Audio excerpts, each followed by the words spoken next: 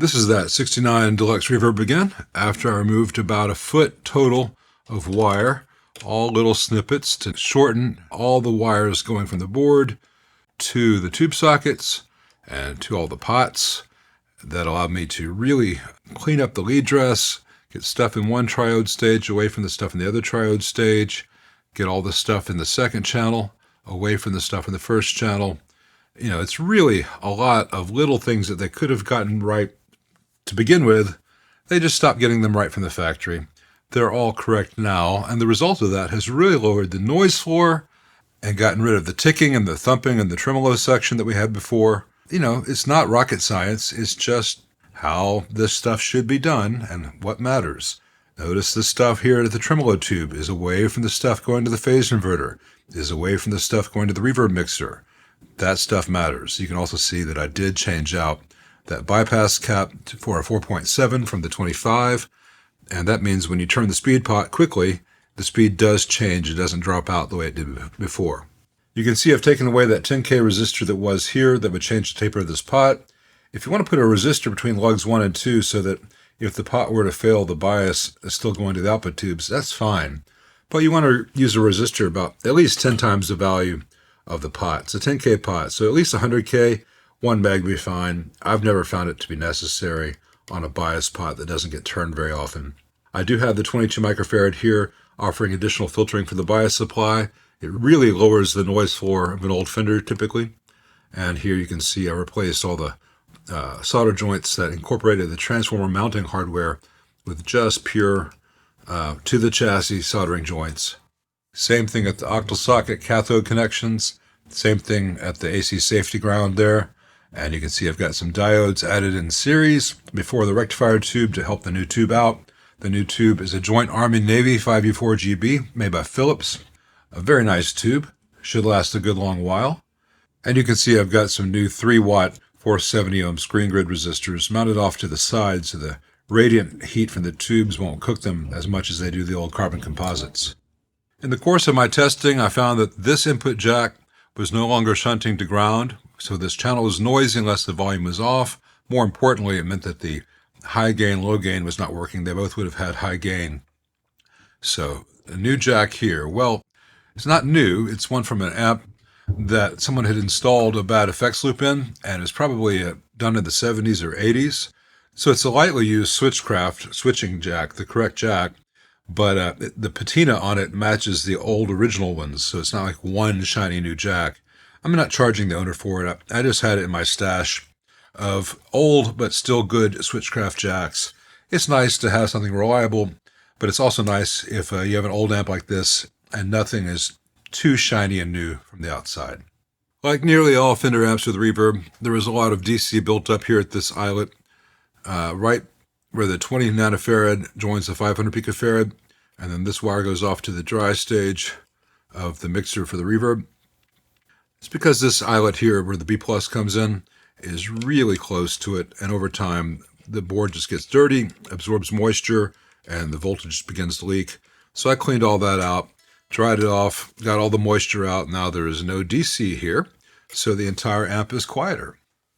Beyond all that, it had one microphonic 12AX7 that was replaced with a new tongue saw and one noisy reverb driver tube. So the old phase inverter 12AT7 has been moved to the reverb driver tube, spot V3, and a new old stock Joint Army-Navy Philips AT7 has been installed in the phase inverter. And after all that, here's what it sounds like. Let's try the normal channel. There's going to be some noise from the pickups being so close to the transformers, but that just comes with the territory.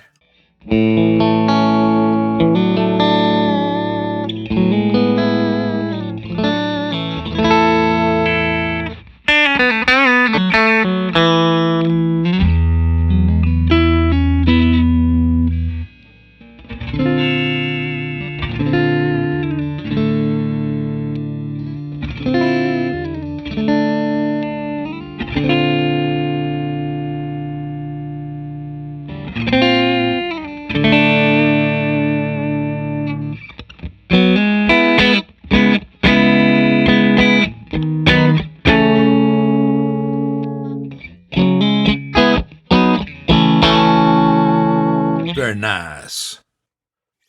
And on the reverb channel,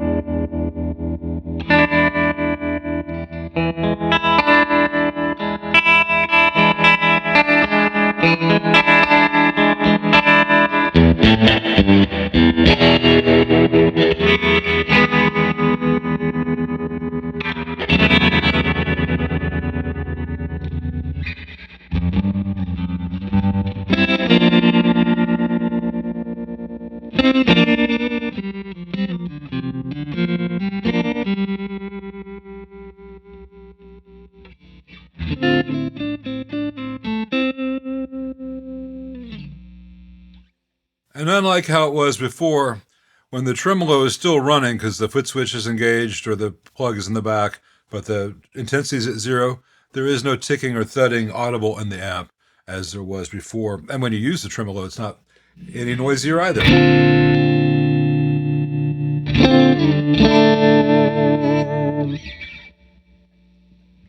So I think this thing is really going to knock the owner out.